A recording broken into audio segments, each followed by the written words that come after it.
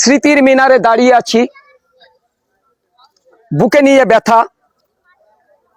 তোমাকে কিছু বলতে চাই প্রিয় স্বাধীনতা। অশ্রু ঝরা মায়ের নয়নে, বোনের পরনে বিধবা শাড়ি।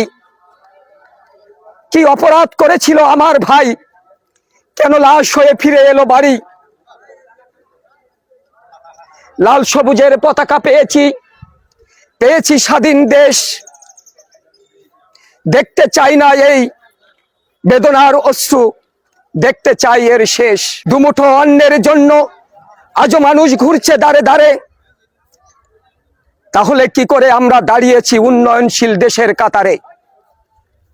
যে দেশ থেকে হাজার হাজার কোটি টাকা বিদেশে হয়ে যায় পার, বিচারের দ্বার কি রুদ্ধ তাদের জন্য? বিচার হয় না কেন তার? কোথায় সেই হায়নারা, কি করে ছেড়ে গেল এই দেশ? তাদের বিচার করতে হবে, করতে হবে ওই হায়নাদের শেষ।